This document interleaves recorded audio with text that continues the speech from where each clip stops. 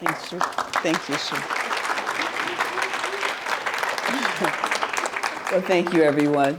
So part of this, you guys will do a lot of the things as well. I'm a mover, and I enjoy kind of communicating with whoever the audience may be, but friends for now. We'll just call you friends for the next hour. Is that all right?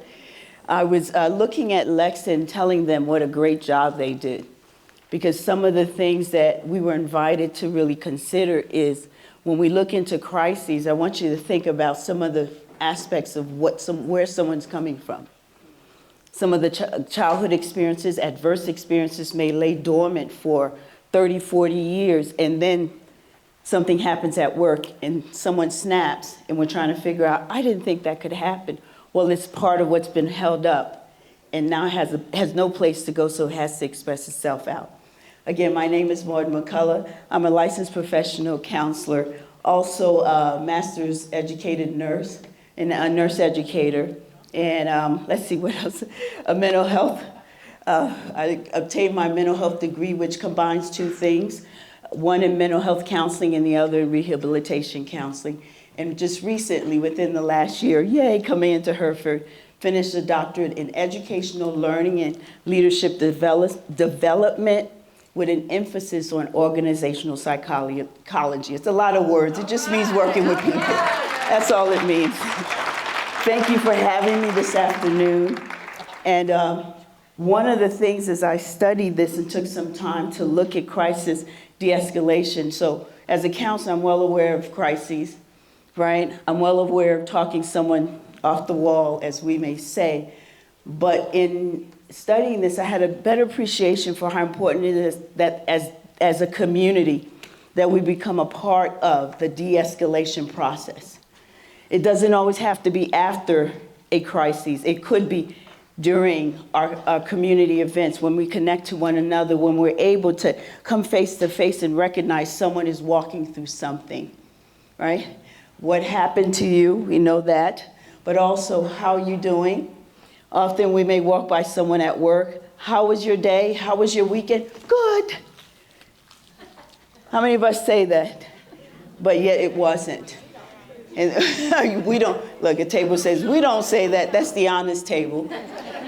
So when those things happen, we're asking, as you hear this presentation today, just be more aware. We're reminded by Lex that we should be self-aware, but also in the aspect of that, let's be other-aware. That's fair to say. So as you hear this presentation, don't put a label on who might be the one going through a crisis.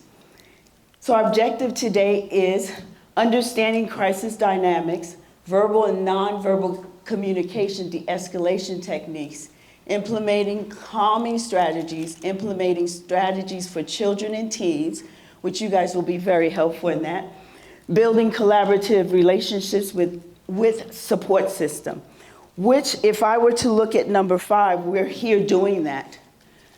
I encourage you, if you haven't gone to every table, get some information, meet faces, connect the dots, because this is part of our supportive collaborative community. When we get to know who does what, and we can put a face to that person, when we're dealing with someone else, we can easily refer them. When we're in the middle of de-escalating a crisis and we're beyond our expertise level, we know who to reach out to. So what's a crisis? What's a crisis? I love answer and response. You know, I'm an educator. A crisis. The answer's up there, but you'll have to give me a little bit more. Anyone? Your wife be mad at you. My husband would say the same. And she lives with her husband. You're never mad, hon, right? So in a situation that's requiring urgent resolution. So my wife is mad at me. That's okay. We went through the weekend. But then at work, I'm getting into an altercation with a coworker. And it gets to the point that no one can calm me down. The trigger was my wife being mad at me. Probably not just that one time. There was probably more of an incident, but it's built up. So I'm in the middle of the break room, and we are in an outright war, fighting one another. And it's getting a little bit scary. A few come in, and they try to kind of talk me down and say, hey, this is not you. I'm not used to you acting that way. But at this point, I've lost every sense of what? Reality. Because no longer am I fighting with my coworker. I'm probably trying to punch my wife out.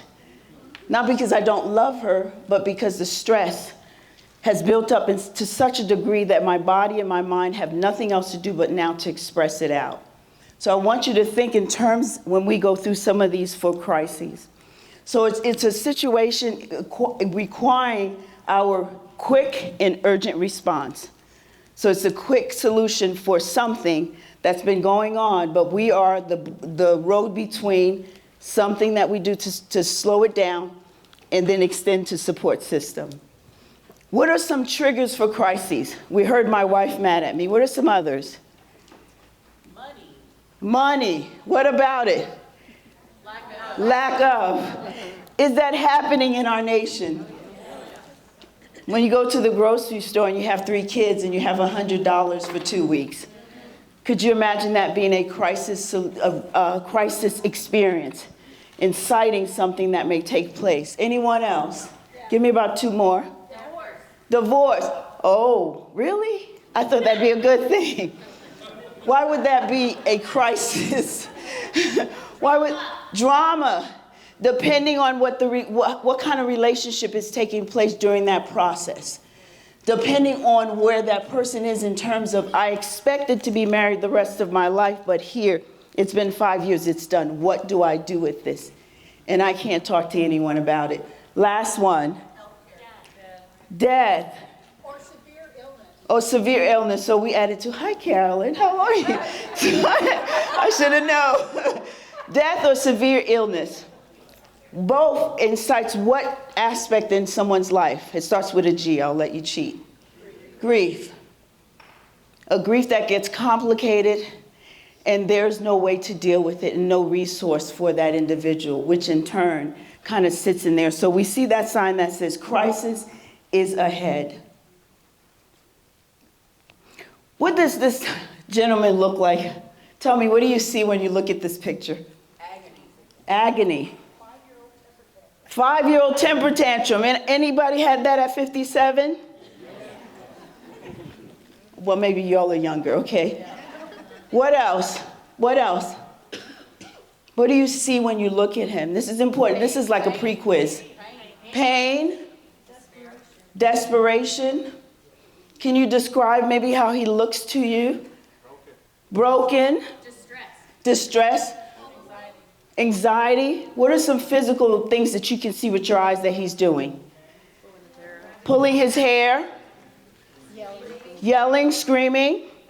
The pictures around him represents what's happening inside. What's happening inside? A crisis can make an individual feel like they are becoming unglued. Everything is falling apart. When you become unglued, what are you saying to yourself? Who said that? We got to give him awards over there.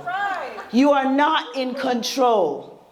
Something about the human nature from babies on desires to control and manage their environment. And when we're not in control of our environment, something happens to the brain to say, danger. Ding, ding, ding, ding, ding. Danger. Check engine light. Thank you. And stress, as Lex spoke to us about, has the tendency to keep that check engine light going and going, and the brain is kicking off because it's protecting itself. We're going to protect this body because we're in danger, but you're sitting here looking at me so calmly. Yet, danger could be happening inside because of a stressor, a trigger. And so in that case, the individual actually feels like this inside, but they come to work every day, or they make it across their services in one way or the other. Does this have an economic, social, cultural connection? Does it matter who you are? That's the easy way to say it. Does it cross every barrier? Yes. It happens in every community. We're new to the Panhandle. It happened where we came from in the East. It's happening in other parts of this country. And we know statistically, we're looking at, the statistics say 1 in 5 have some mental, I like to call it more disturbance, or it's labeled illness. But because we know not everyone fits in the statistical studies, I believe it's more. So it's happening all over. So when we hear violence, someone took a gun and they took several people out at their jobs, we're like, how could that happen? Or someone took their life that we were walking alongside, and we wonder, how could that happen? It's happening in these spaces. And doing this today allows us to know that putting forth resources that help people find help, to know it's okay, to be aware of themselves, we can prevent some of this. The next one, what's happening to her? She's overwhelmed. Overwhelmed. Again, these are all triggers. You're hearing that. Have you been overwhelmed? Anyone? I'll raise daily. Yes. So what happens if it's happening every day? First of all, let's go back. So I'm going to play on. So you grew up in a place where there was no food security, or dysfunctional household with abuse. You become this adult that seems very polished on the outside. So you're overwhelmed, you're stressed out. Why do you think it's harder for you to handle that than someone who may have had a more stable environment? What'd you learn this morning? It triggers you. It sends you back to that time, that moment. You smell and feel and taste how you felt as a child, and you did not have control then. So you don't have control now. So you're already in a state where it won't be that hard to be triggered. So something happens and the trigger takes place. And we're wondering why we can't talk to you calmly like we do day to day. These things are happening. So you and I enter into a space, and this young lady, let's call her Lulu. No one's Lulu in here. If you are, it's not you. So we come into her environment, or wherever she may be, whether it's at the office or at your office or at home, or something's going on. And the first reaction many of us would have would be what? Hopefully not to tell her to calm down, because I hate to hear people say that. But have we done that? What do we say to people? Calm down. What's wrong with you? Why are you angry? And if we know them, how kind are we with our words? Not so much. Take it easy. Bring it in. What's wrong with you? So this first bullet is to remind us, interpret the individual's behavior as a rational response to stress rather than pathological. Because when you say to me, what's wrong with me, what am I thinking? You're not what? Normal. Is there a normal? No. I think we should take that word out of the dictionary, to be honest with you. I know we have to have an average and a mainstream, but normal has put a lot of us in trouble. So in response to that, we have to understand first and foremost, please work on your interpretation when you see things like this happening. This is a normal reaction to stress, even if it's not your what? Norm. Well, I wouldn't do that if I was stressed. Well, it's not you. We're entering into someone's world, and this is where they are. The second one is your ability to remain calm makes a difference. It's interesting they asked me to speak because they say I have such a soothing voice. I think yours is better, Lex, to be honest with you. But remember, you come into a situation that way, what's going to happen to you? What are you feeling inside? Most of us are scared. What am I going to do? Scared, defensive, anxious. Anxious, defensive. So if I come to you and something's going on, I'm like, wait, stop. What happens? Do I calm you down? No. It invalidated. invalidated, it amplifies it. So as those who would enter into crisis situations, the first thing we do is check ourselves. Be aware of you. Recognize you're about to enter into something that's going to look nothing like you're used to. And it may disturb you. It may even be a trigger. Now, if it's a trigger and you know it is, get someone else to go. We don't need you to be the hero. But in those instances, when you come into that space, there has to be a willingness that I'm going to come as calm as I can, with a smile, or a bit, not somber, with a face that doesn't represent. Why are you doing this? Yeah, non-judgmental. Thank you. I'm going to have her come sit next to me. Non-judgmental. So your ability to remain calm is the first aspect of de-escalation. What did I say? Oh, I sound like I'm at home with my husband. Your ability to remain calm is going to be what? One of the first steps of de-escalation. So consider that. Consider what you think of your own self-awareness. How do you feel when someone's in crisis or things go awry? Work through some of that. So if it happens, you know, I'm going to do my best to enter into this as calm as I can. Crisis examples. Throw some at me. Oh, thank you. That could create a crisis. Crisis example. What are some of your examples? Wildfires, which we recently had. Anyone else? Flooding. Loss of job. I heard one. Homelessness. Death. So homelessness, natural environmental things taking place, loss of a job, especially in our economy. How do you work through that? So there are many things that can be a part of why crisis takes place, because for the individual, it becomes a dangerous place for them. And so externally, we see that it becomes something that's dangerous, threatening, violent, or when a person is potentially self-harming or destructive or suicidal. These are some of the things to look at when you're looking at crises, because we can't just say one thing is. I may have the wrong mic. Excuse me. See if I could speak loud enough. So when you come into here, let's talk about him. What do you see? You see rage, mania, fear. Thank you. What are some of the expressions that you can look at? Self-defense. Anyone else? So this is you walking into this space. What is your first thought?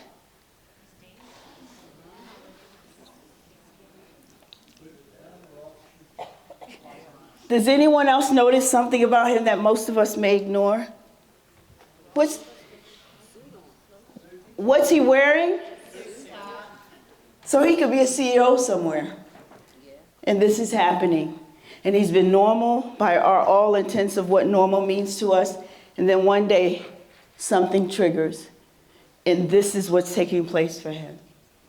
Understanding the different phases of a crisis is going to be important, because this is where we can do some of the preventative aspects of what that looks like, to literally really talk someone through to a space that they can relate to what they're walking through, what the emotions are, and we help them to identify ACEs. We help them to identify and be aware of themselves. We help them to know how to connect to someone they can talk to and through. All right? So the first part of a stage of escalation, when it begins to escalate, the triggering incident happens, or the issue behind the frustration or point of conflict begins to trigger. So agitation is taking place, and it starts to rise, and it starts to kind of move a bit. So during this point, we probably could say, when someone says, I'm not doing so well, I had a terrible weekend, we could move from the uncomfortable place of saying, so tell me a little bit more about that. Is there anything we can do to help you? Versus, oh, I had a bad weekend too. I know, it's just the way it is. Just taking that time. Now, at this point, it continues to work, because the brain is saying, we're in danger, danger, danger, do something, protect us. And so the next place we're moving into is acceleration, the rise in tension, attitudes, or acts of aggression. So for someone who potentially is looking to take their life, it may not be anything that looks like they're agitated. They might be extremely depressed, right? Or their mood may change, where the elevations go from one place to the next, but something about them is off. They're giving away things. They're calling loved ones. They're settling some things with their lives. to carry forth the plan of dealing with the hurt and the pain inside. Someone else is acting out. Our kids are more prone to act out because they have less words. We may be very aggravated with other things, with other people, road rage, and things that just, we can't even stop because it's like the relief. It's a place of relief. As we looked at ACEs, we recognize drug use, some other things take place because it gives us a sense of relief. Well, so does releasing aggression. It does that as well. So for us, when we enter into the crisis situation, it's usually right around the escalation point. We begin to notice something's going on. Someone comes and gets you from your office. Man, Kathy said, you better come see about, I don't know what to do. We're here.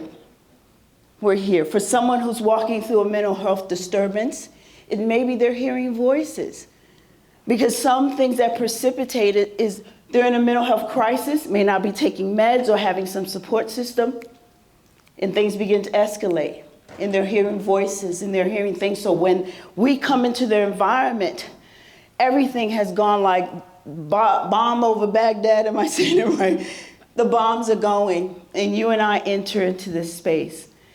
So how important it is to repeat that. What do we come in with?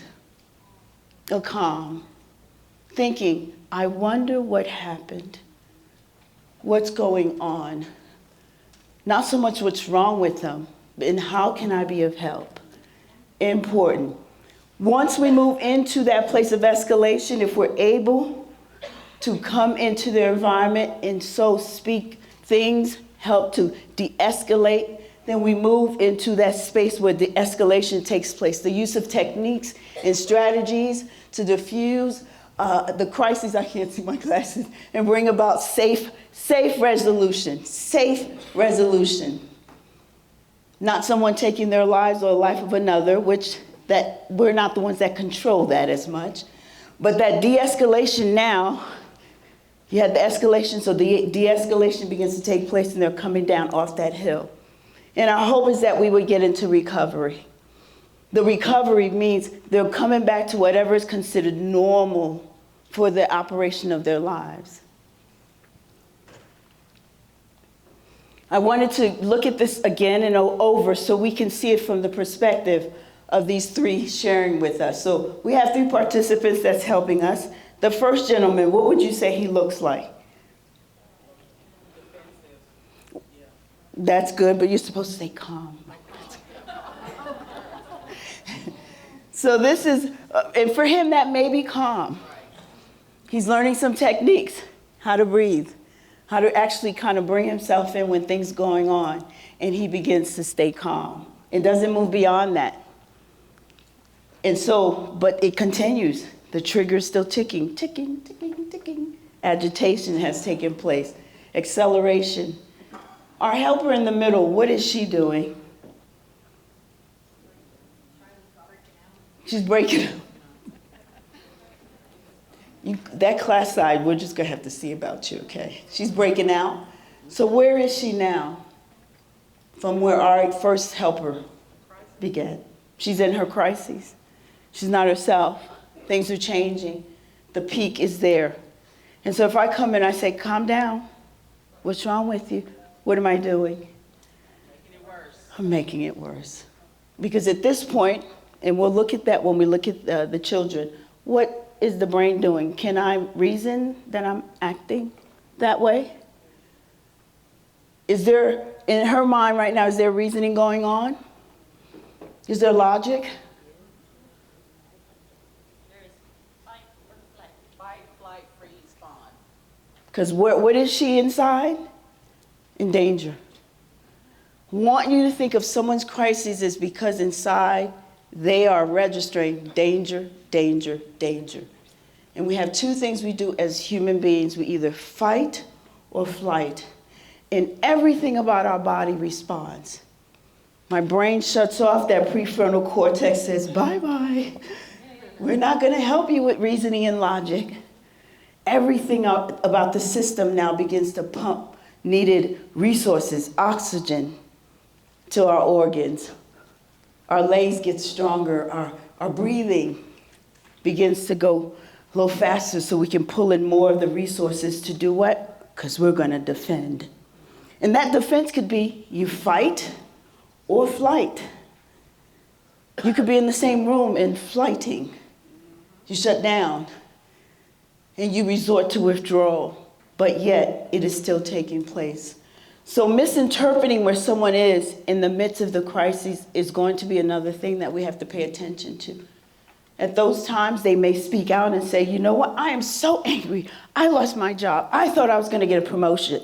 But instead, I was demoted. And I don't know what I'm going to do because I can't afford to live. What am I going to do? My husband's going to be so upset. What am I going to do? I think I'm going to go deal with that boss. I think I'm going to take my life. I don't know what I'm going to do. What am I going to do? What am I going to do?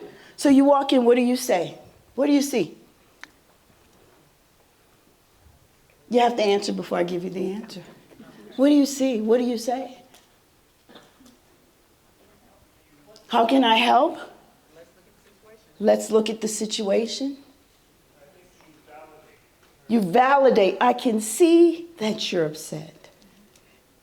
And paraphrase, without adding or subtracting. Am I hearing correctly? Did you just lose a job? Or did you just get demoted versus an advancement? I can understand how upsetting that could be. Is there any way that I can help you? That's language we're using in the midst of de-escalation. When the de-escalation takes place, we go back to our gentleman on the end. A resolution has happened and the person is back into whatever is considered normal or balance for them. De-escalation is about reducing the intensity of a conflict or confrontation. It's about diffusing a potentially dangerous situation before it has a chance to escalate into violence.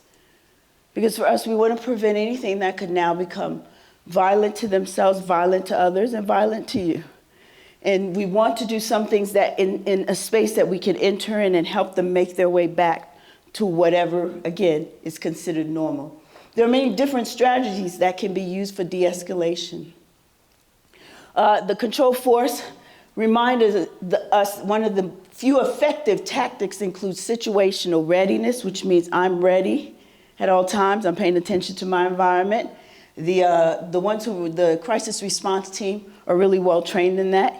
Your police team, those guys who meet into crisis, I know, Terry, you're familiar, just coming in as an EMT, the ability to have a readiness of the environment and what's going on with it.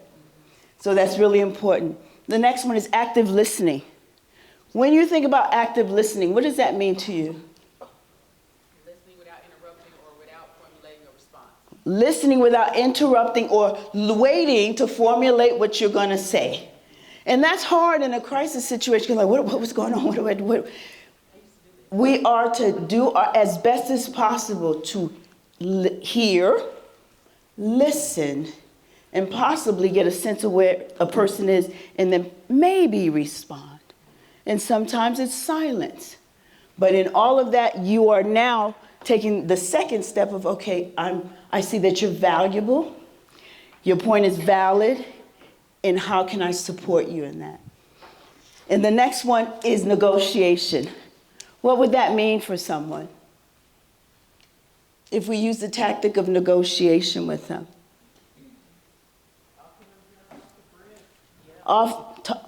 Say that again, Terry? Talk to them off the bridge. Talk them down off the bridge.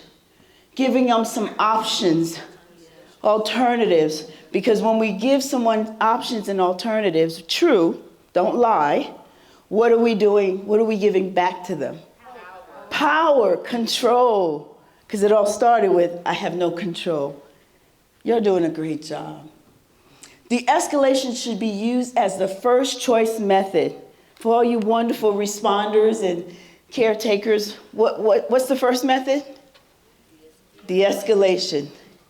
We have found if we de-escalate a crisis, it should become our main go-to. We don't call someone to kind of wrap them up 302. I think that's what we call it in the East.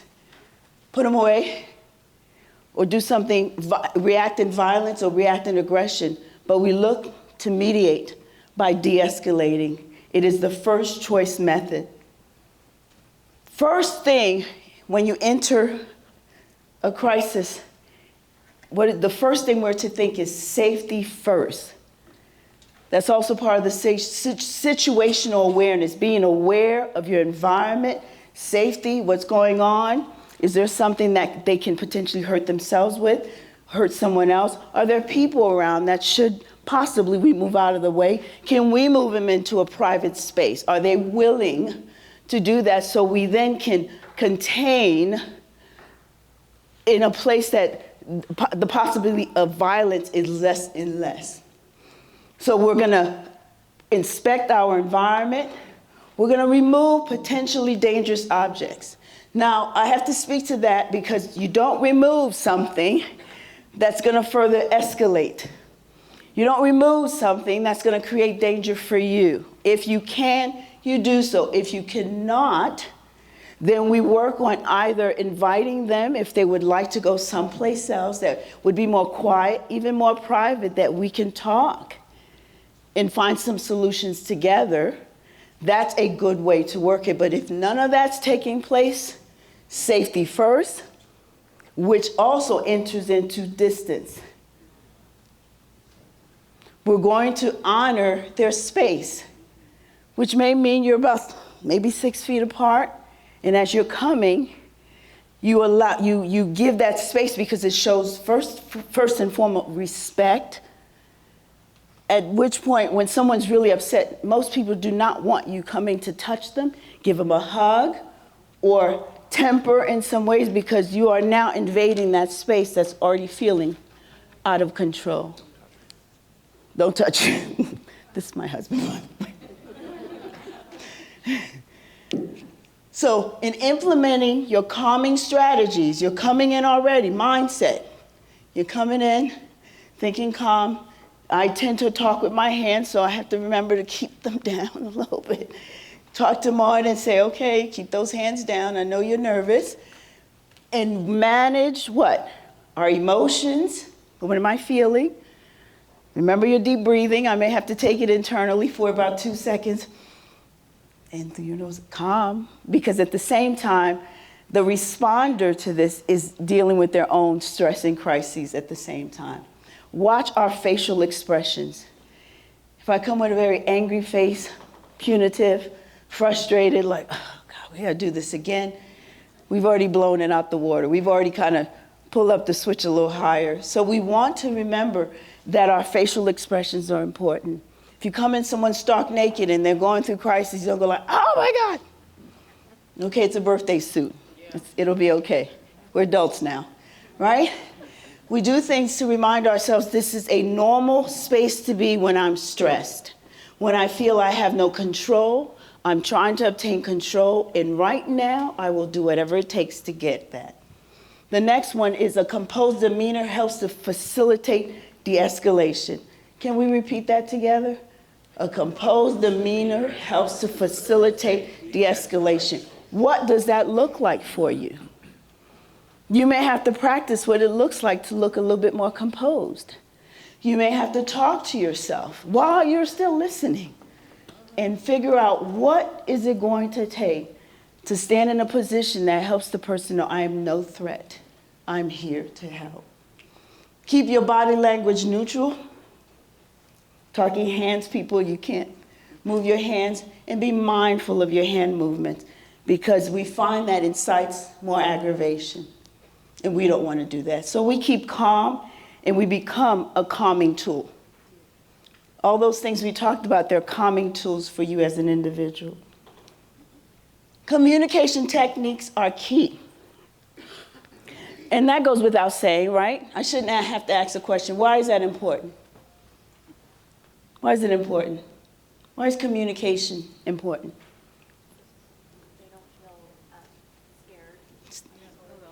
So they don't feel scared alone, invalidated, and we said earlier. So it's going to be very important that you respect that personal space as we talked about, maintaining safe distance, which is for you as well, keeping your eyes scanning, but not being distracted. So my scanning can't be this. It has to be the ability to look peripherally and still connect and speak. And at which point, as we do that, avoid touching. I'm a toucher, a hugger, so I have to remind myself this is not the time for a hug. It's okay. It's all right. My eyes can hug. A smile, or when appropriate, can hug. Let's find other ways to connect to the heart.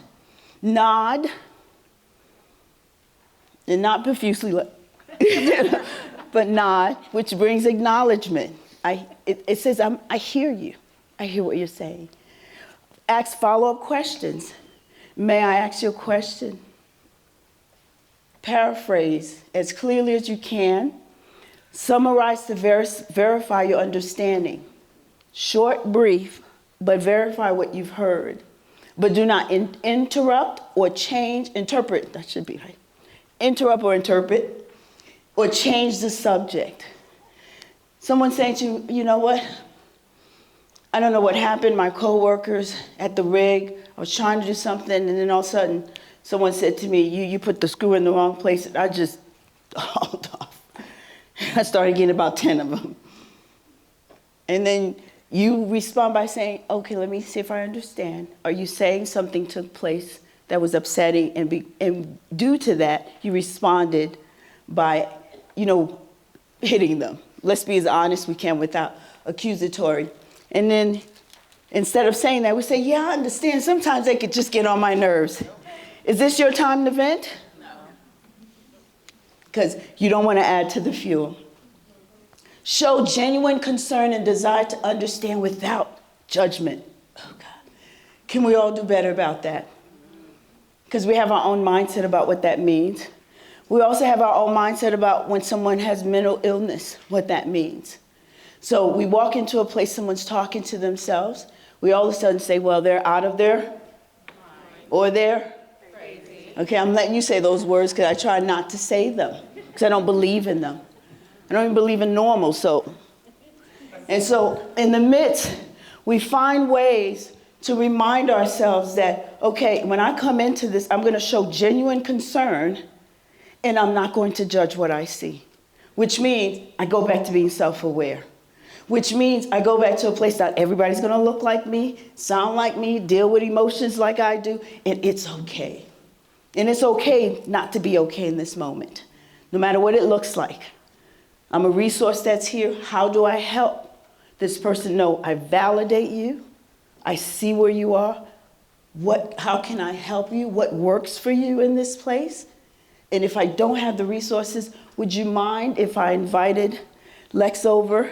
I find they do a great job at some of this, what we're talking about. I'm not that great at it.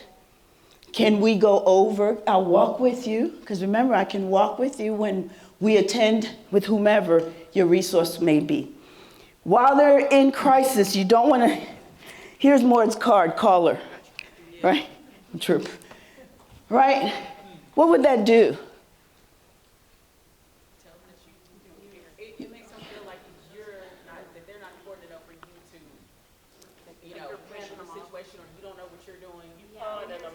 You're pawning them off. They're not important. It makes them feel like you don't know what you're doing. Pushing them off. Let somebody else take care of it. How much of that do you think they've already had? And we want to, ACEs, we want to come and help in that place. Speak calmly and respectfully. We talked about being calm. We talked about respectfully. I don't know why you're doing it, Jim, because I've known you for 20 years, man. You can't be doing this at the job. Is he the same Jim you know now? Something else is going on. Be mindful of your tone. Jim, I don't understand why you're doing that. You know better. I'm going to call your wife. Jim might haul off and kind of take care of you a little bit, right? So my tone. So, okay, I'm here. How can I help you?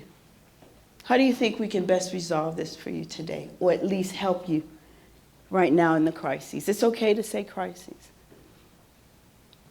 And I'm here. I'm willing to listen. Can we talk?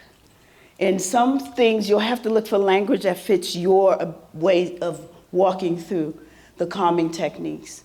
Speak in a non-threatening tone. We know what it's like to hear threatening tones. So you're thinking calm, calm. Even though I feel threatened, I'm not going to threaten back. They come launching at you. If you come near me, I'm going to put you back. You may want to take a step back and consider without your words becoming another weapon.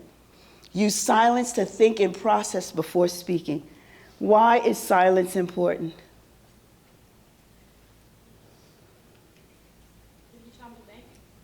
Thank you.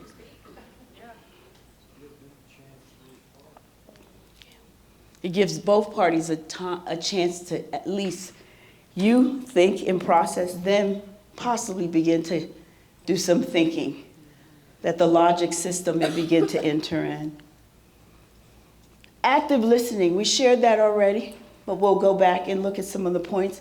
It's about giving your full attention and listen with undivided attention. Yeah, I know, Larry. I know that happened, but okay, well, it's okay. You're going to be okay. All right, it's going to be okay. What am I doing? Dismissive. I'm not giving my full attention, and I tell them they don't matter. Preparing to listen. Do you realize we have to prepare to listen? Oh, God, wives, right? Prepare to listen, which means I have to tell myself, stop. Stop and let your brain move. I'm a mover, as you can see. So everything about me moves all the time. So I have to say, okay, stop. Stop and listen. Hear what's going on. Get a sense of what's happening. Look at their face. Look at their body language. They've already told you where they are. What's the best way to deal with that? And again, you may not know. You may have to ask. When you get upset, what's the best way to help you? In your tone, in your concern helps. Providing appropriate feedback. That may mean if they stop for a second or are willing to sit, if you've invited them to, thank you for sitting with me, I appreciate that. If they were going to throw a chair and your de-escalation helped, oh, I appreciate you not throwing the chair. And use jokes appropriately, right? Don't use them at the wrong time, in the wrong way. And provide that appropriate feedback. Don't give them feedback, that's not true. There are ways that we can say it's going to be okay. Depending on the setting, that may work because that may help someone come off the wall and say, okay, you say it's going to be okay, they believe you, because right now no logic is taking place. Show attentiveness. I can't say that more. Pay attention. When people are upset, they're used to us looking the other way. It's just hard to deal with. Important. These highlights. Establish and maintain a good rapport. You coming in with your calm reserve, your specific demeanor, inviting, accepting, validating, expressions, already speaks. It's okay. I'm not here to hurt you. You can trust me. In that moment, whether it's that 20 to 60 minute, which is probably the height of a crisis for some, in that time frame, we have an ability, just in that short time frame, to build a certain rapport.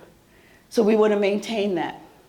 Don't move into places, once someone's calmed down, you start to tell them, you know what you did was wrong. And begin to now judge or invalidate, because what happens is you remove what you've worked so hard for. Attend to the individual need. Okay, avoid power struggles by providing choices and options. And we talked about that. If I provide a choice, an option that I can do and I will do, then it gives control back.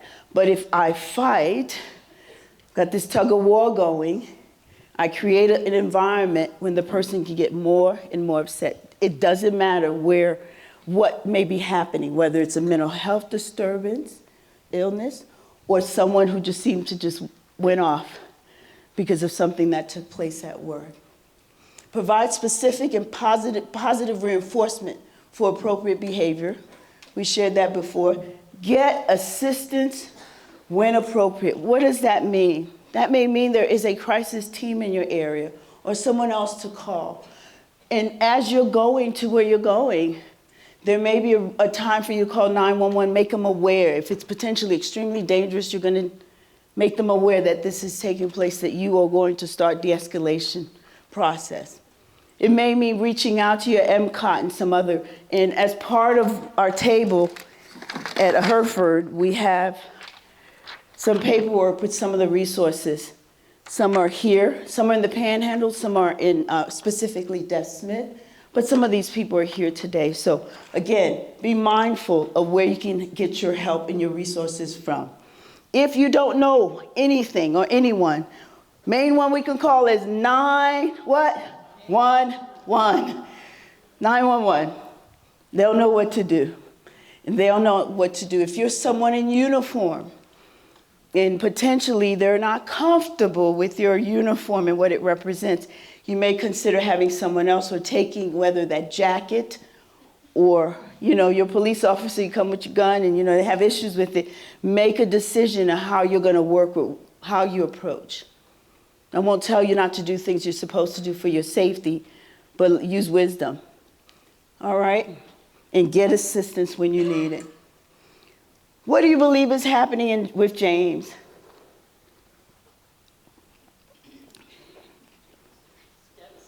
He's devastated. Mm-hmm.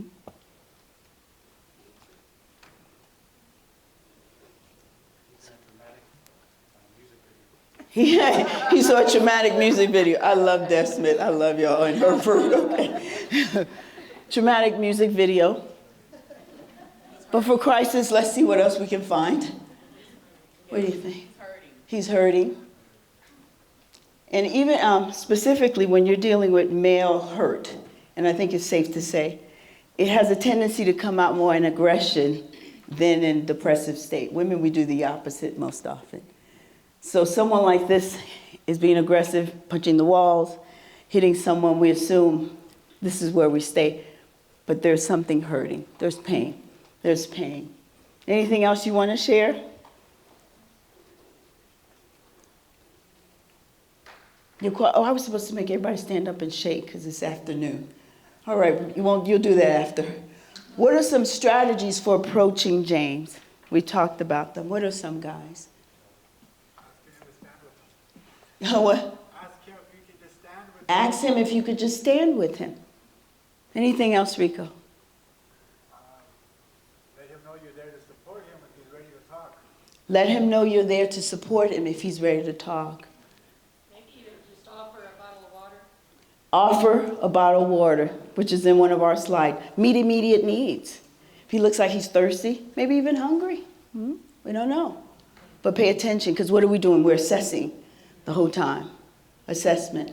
Last one, any other thoughts, strategies? Some of what we've talked about. Give him his physical space. Give him his physical space. Someone else right there, I heard a gentleman's voice. Give him a place where he can express it without judgment, that it's okay to have feelings. Yes.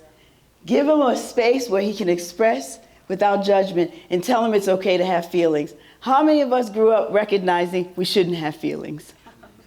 Huh? How many guys, we don't cry, right? We don't cry, men. Women, we stuff it. We take care of everybody else and we do something else. Whatever that may mean for your home, your culture here. Nothing is normal, but whatever that is for you, that's your normal. Okay?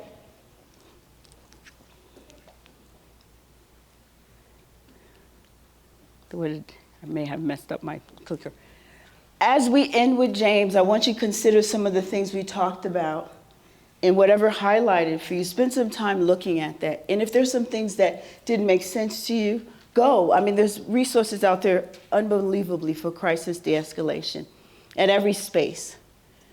The main thing I want to remind us is that place of how you come into the environment, remaining calm, safety first, being attentive, validate, and find ways that you can assist them in that, and getting help if it's not where you need to be, right? Crisis in children can look different than in adults. What do you see in Susie? Sadness. Shut down. Thank you. Shut down. Checked out. Children have a propensity when they flight, they withdraw. Could be a tantrum, or Susie is not moving. You are not getting her out of this space. It can look like this for her as well. So your ability to communicate with her is going to be just as important. And many times for children, You have to make your way down to their level. So work the knees, sit on the floor, ask permission, space. I'm just going to sit here. Is that all right? Can I talk with you? Make the children feel as valuable as you would want to feel as an adult, because their feelings matter as well. Some things that happen with children, I'm going to have to go closer to this computer so I can see it. This is more of the activity of the brain and what's taking place. And I focused on this for children, but overall it happens to the human body, the human being. And so in the midst of an activation, we talked about something happens, the trigger takes place, I'm activated, I'm starting to get a little revved up. Here it is, when faced with stress or danger, or real or perceived, something real is happening, someone's threatening me, I lost my job, my boss and I got into it, or I imagine someone's coming after me. No one sees them, but I do. Or I've had such a stress over situations in my life. Today is the day that I said, I'm done with it. I'm taking them out and everyone else with me, right? So in the midst of that, in myself, right? So in the midst of that, the region of the brain called the what? Hypothalamus activates the sympathetic nervous system, which we talked about, which the sympathetic nervous system job is to tell you fight or flight. You pick one, but we're doing one or the other. Okay? And in that, the physical response, the heart rate increases. My heart's beating fast. You hear it in your ears. You can't even think of anything else going on. Blood is pumping to the muscles. Why? Because it's getting it ready to either fight or flight. It also goes to the vital organs that help it the best. Your lungs, so they can expand. All the places you need. It shuts down in the gut, increasing cortisol levels, and that's something the body's made so beautifully, but it's also made to protect us for physical things and mental things. Your body doesn't decide that was I just in a car accident, or am I mad at my boss? It could care. Your brain could care less. It just says we're in danger, and we're going to do what we do. And when we do what we do, we're getting out of this, however we do it. Breathing accelerates, enhancing oxygen intake, so fast breathing. And then your muscle tension revs you up. Have you ever been able to pick up something you couldn't before when you got angry? Kind of clear a room a little bit? Nobody here? Okay. All right. But we're saying it, right? So in that, here comes a fight or flight. In children, the behaviors might look more like aggression, withdrawal, destructive behavior. That's for their fight. For their flight, they may have avoidance, withdrawal, and I said it at the wrong space. Withdrawal is about, I'm going to flight. I'm going to remove myself from the area. And rushing, moving fast. I'm not staying too long anywhere. Some of us, we still do that as adults.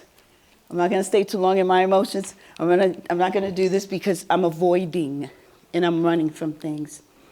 Brain response, as the sympathetic nervous system floods the body, and stress hormones like adrenaline and noradrenaline in the prefrontal cortex, which we talked about before, does what? Shuts down. Y'all look like you're ready for questions. When that happens, what is the brain doing or not doing? It's not listening. It's not thinking rational, thank you. Trying to get away from danger. So is it trying to solve a math problem now? Okay. So no problem solving skills? Anything else? It shuts down. Planning is gone.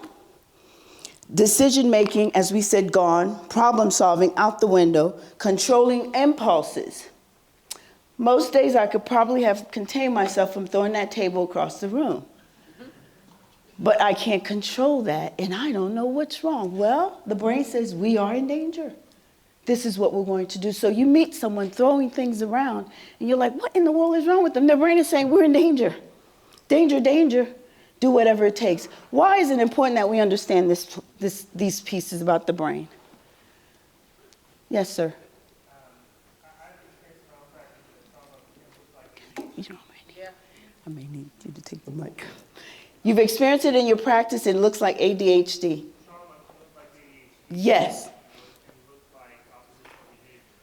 And especially if we're not able to recognize that, then we are looking for treatments that aren't effective for that child. Thank you. Thank you, sir. For the educators in the room, especially to our precious little ones, right? Our precious young ones, we sometimes misdiagnose, right? So they're sent to places and someone like us is, right, let's put them on something or someone else does and we micromanage that, yet we're missing out. Something is hurting. ACEs may have been happening. The underlying Because of what they've experienced, it has a little bit of hereditary traits still trying to sneak in the way we handle emotions and deal with things. So in those places, we're not only educating the children or the young people, we deal with the parents as well, Lord. Okay, so how do you handle? Do you withdraw even though you don't punch out like your parents did? What are your best coping mechanisms? Because we learn environmentally and culturally. And in some cultures, it's not permitted to have any mental health disturbance. Are you kidding me? And boy, does that cross a lot of barriers. And some belief systems. We're not to believe. Lord, I believe in Jesus. There's no way my mind could be messed up. And I believe in him forever and a day. But I know when the mind hasn't been there. And I still needed someone to talk to. And to come into my life and say, okay, let's talk about it. And realize I felt better. Does that make sense? So our mindsets have to change. But with our children, profoundly. Because they are our next generation. And so advice for parents, I'll say that even for educators, as we have so many in the room, provide support and safety. Co-regulate. I love that word, which means I'm going to model behavior without telling them, look at me, I'm calm, I'm doing it right. But if I model behavior because they don't have the capacity for their brains to speak to them the way we would take it, we model. And it becomes something that they can work with. De-escalation and adjust expectations.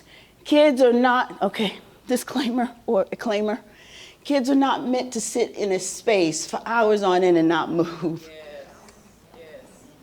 We have to give them opportunities to be who they are. Because if we talked about it earlier, about learning who we are, learning what's important for you for self-care, that starts when they're young. What do you like? I was one that moved a lot in class. I got in trouble all the time.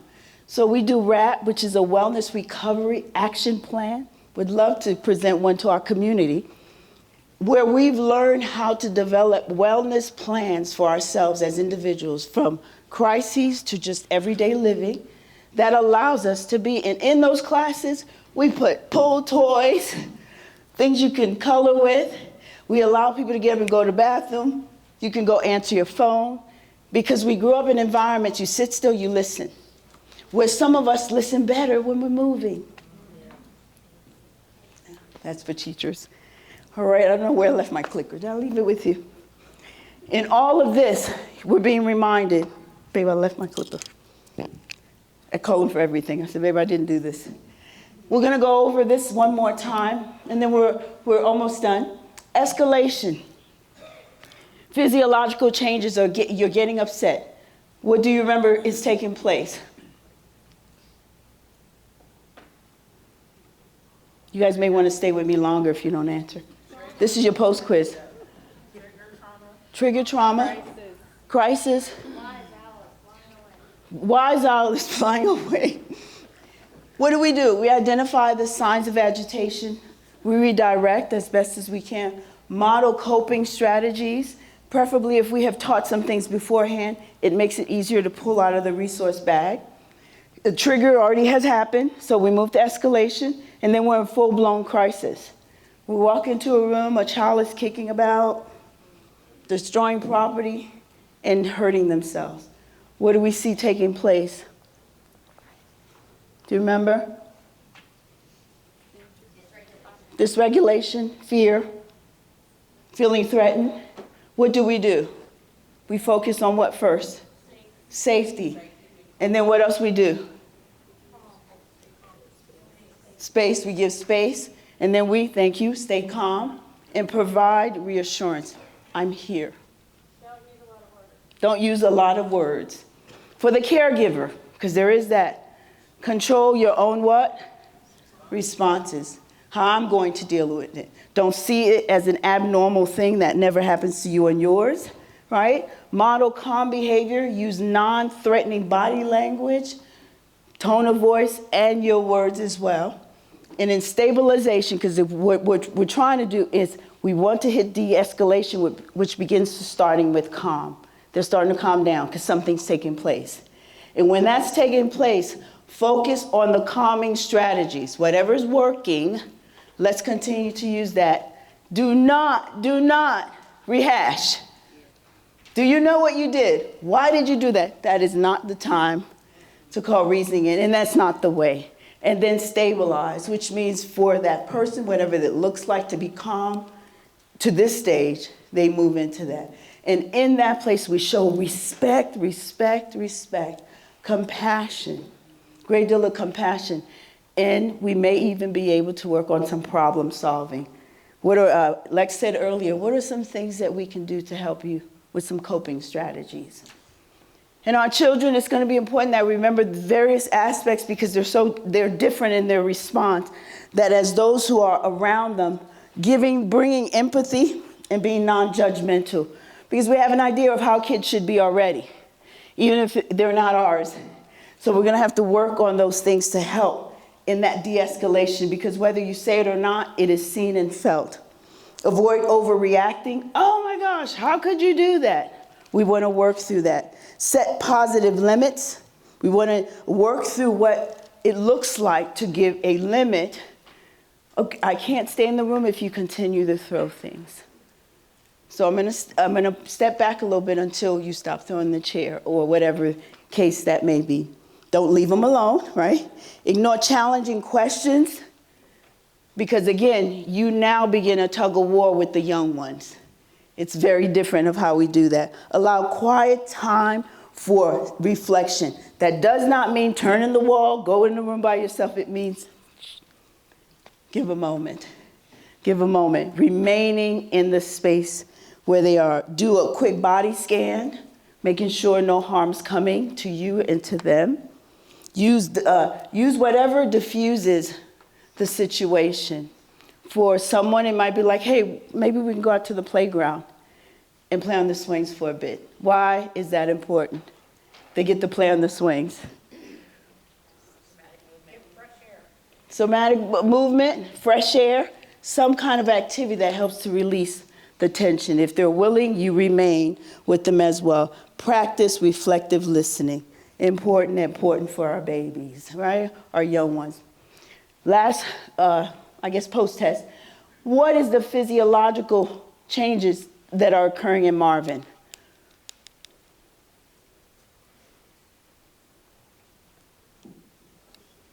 Psychophysiological changes. Put that back together. What are you thinking from what we've shared? Emotions. Could he really tell what they are? Can he tell you, I'm sad, I'm mad? Why can't he do that? And it's hard for kids to process what they feel, so they act. Heart's beating really fast. This side of the room, maybe. What? That you learned something. Quick breathing. And so him at this point, what strategies could we assist Marvin in de-escalating the situation? And I'm gonna cheat. You see what he's doing? What is he doing? Where is he at? On the floor. We're gonna get on the floor. And so what are you gonna do? Well, before you do that, what are you gonna do? Yes. We're gonna use the same strategies, but in a place that we understand children would appreciate the most. This is the next to the last slide. We spoke about it before. Really important, all of it, as we look at being crisis de-escalators, that we identify resources to involve in the crisis intervention. What is that? 911, MCOT, whoever those resources are, or your supervisor or someone else, or someone that can deal with it better at this moment because you're aware of your triggers. Building collaborative relationship with support systems, very, very important. Collaborate effectively. So, I mean, you're building team, but you're also going to be part of some of the things that are happening in your community to learn and bring awareness and bring you a part of it. Collaborate with the law officials, mental health professionals, and other relevant parties. Coordinate efforts and provide ongoing support. After the crisis has escalated, it's not the end of this person's care. So we find ways to connect them to resources. Have Ken here, who I suppose is more, so you coming up to say so, and a few other LPCs in the area. You have things that are going on in the Panhandle, the behavioral centers. Some of you are in places that I haven't met you yet. You're here in town. The more we let people know that we're there and we connect the dots, it helps. Encourage. This is also very important because I think sometimes we forget this part. Encourage debriefing and self-care strategies for those engaged in the crisis de-escalation. Can someone tell me why is that important for the team or the person? Why is it important? So that you don't carry this moving forward. Because you were invited into a space, you had to contain everything about you. So you may need a place to talk about it and debrief with your team or the resources that you have, so you then don't take this into a place that is also part of self-care. In summary, what are we going to do first? Safety first. We also won't do what? Come on, hurry up now. I got you. And what else will we do? And what is so important? Validate. And what will we not do if they call you all kinds of B's and don't take it personal. It's not about you. It's their world at this moment. And then the goal is to do what? As best as you can. So I thank you. If there's any questions, which you probably shouldn't have, I'll be happy to take it. If not, I'll pass it on. Thank you for having me.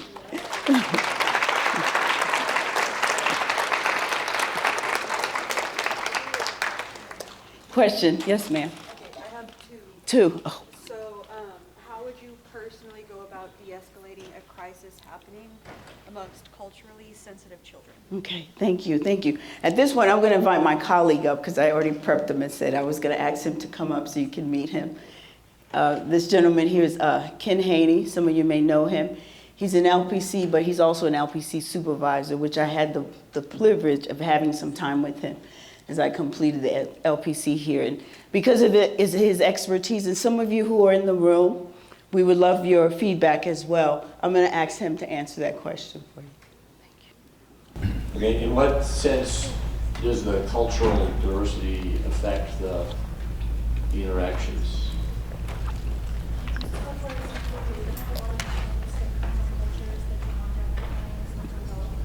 Okay.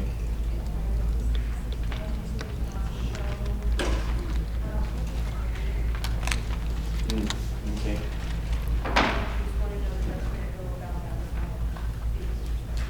Okay. I think you have to take what they give you and go with that as far as you can. Hopefully in the process, you can teach them emotions are okay, you're allowed to be upset, have negative emotions, to express those negative emotions. You're not going to be judged, criticized for how you respond. That might be an issue. But those emotions are okay for you to have. They're yours. You have the right to them. And it doesn't make you bad, doesn't make you weak, doesn't make you pathetic, it just makes you human. And so I can accept you. Present deregulated state, I can still value you. And I want to talk about keeping down the judgment. I think that's almost step one. Anytime we're interacting with somebody, if I start communicating to a client that I disapprove of them and what they're doing, they're going to shut down. My opportunity to have interaction is not going to be there. Does that help? I also had a second question. Okay. So how would you show validation and active listening whenever there's language barriers present? That is a challenge. Most of our clients do know. Yes. So we just want to know if there's a better way to go about validating and active listening whenever we have to I think you have to communicate with them as best you can, sign language, gestures, that sort of thing. I worked at Tyson for 7 years in Chapman. We had 81 languages out there. And we would sometimes use a translator. The problem with a translator is that now you have a third person involved in the deal, and this may or may not be a safe person. And there were multiple times when I would say something, the translator would say something, the other person would respond in about a 3-minute conversation, and the translator would say, "He's fine." Yeah, yeah. What am I missing? There's something else going on there. So it is a challenge, and you just have to work within the limitations that you have, and try to find ways to connect, pictures or gestures or whatever, until either they learn English or you're able to learn another language to communicate with them.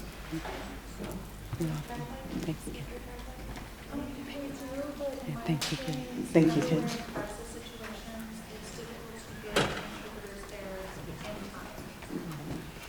Yeah.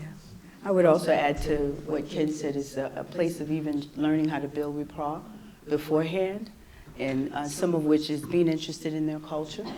Because even if we're saying feelings are okay when we're here, when they go home, it may be different. And so I would say as much as you can, learn their world. I mean, like when we sit down with people, we sit with the kids on the floor, we're saying we're in your world. So a lot of play therapy and different things so that when they trust you, even if you can't speak the language, there's something about the way you care for them they can still come to. And in this situation, it might be just sitting there drawing, and if it's permitted, it might be a hug. And some of you have so much knowledge in this area, so please answer. We're not the all-inclusive. So, yes? I have a question. Yes, ma'am. Oh, you had a question. Is that okay? Yes, Okay. ma'am. So, we're school counselors. Yes. And what would you tell a teacher when they have a student like this, and they are thinking the student, you're taking them outside to swing? You know what I mean? Like they are thinking that's a reward for them. You know what I mean? Like what do you tell teachers that are just not understanding this, or you know what I mean? Yeah. And as I would say, I'm going to touch, I've been talking about you all day. Huh? I would go with Lex. It's that place where you become okay and aware what you're doing and what you're doing it for. So some may understand, and if they are inquisitive, you share with them. I find if we give them an opportunity to play and kind of connect that way, it helps them to calm down, and that's been working, or whether it's draw. Or if someone doesn't understand, they won't. But I find because it works for me, I'm going to keep doing it, unless it defies your rules and regs. But if it's another colleague, we all work differently. You know, Ken and I, we work differently, and Lex, we just do things differently, and that's okay. Just the same way, cultures are different. So I hope that helps. I don't know. Yes. Yeah. Do you come to schools and talk to If you- teachers about de-escalation things? Yes, if you invite me, I'll come. And I do stress management talks. Well, self-care and stress management are my babies. I love that because I just believe we need so much more of that for ourselves. Because the reality, guys, is if we present to someone that they're valuable and we accept them, even if we don't look the same and we don't eat the same and we don't feel the same, there's something about that bonds us. And that trust builds up things differently than we can imagine, in a good way. In a good way. Ma'am, I was just gonna add on that. you don't get a question because you talked. I don't have a question. So I can say that to you, sister. Yeah, I don't have a question. But You know, I'm just gonna say that. Yeah. see, that had to be your table. Yeah. At our table. We know each other, but yes, ma'am. So when I was a mental health case manager Yes, with Star Care, and I would go in when I would get called, hey, so and such is acting out, can you come in? I would go in to help de-escalate, and yes, we do use play So you can- therapy. So everybody can hear you a little bit. Okay, I'm sorry, I'll start again. Okay, so I was a case manager in child and adolescent and mental health, and when I would get calls, especially from principals and teachers, hey, the child's acting out, can you come in and help? I would tell them that yes, I need to take them so that we can engage in play therapy, because if they're acting out aggressively or if they're self-harming with disrupting class, they need that opportunity to expend that energy. And if I don't give that to them, they are not going to then calm down in your class. Industrial revolution is the reason that schools mass produce now. Schools existed because the factories decided they needed workers who could stand still for 8 to 12 hours a day.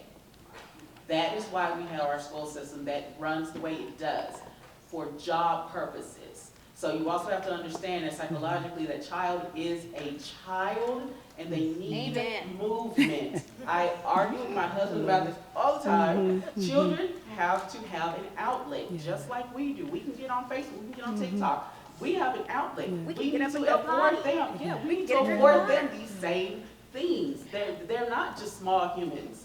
They're still real people. And I think this also pushes us to go back to your developmental courses to learn.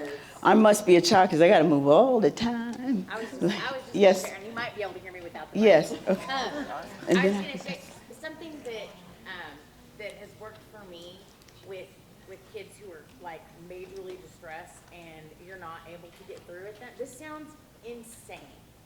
But if you can regulate yourself enough to calmly be silly, like let's just imagine that this is like a little, toy or something, and you're just like, and just being silly and engaging with them in that way. Sometimes you'll get that little crack of the smile. And it is the coolest thing because then you can kind of build on it. And it's just one of those things that's always worked for me. And I learned it like as a babysitter at a summer camp, not as a mental health professional. Thank you. know? Thank you But- for sharing that. Again, it's going to be based on who you're with, what you do, doing things appropriate to the time and the space. Thank you so much. Okay. Thank you. Keep those questions coming. We're just going to take a pause.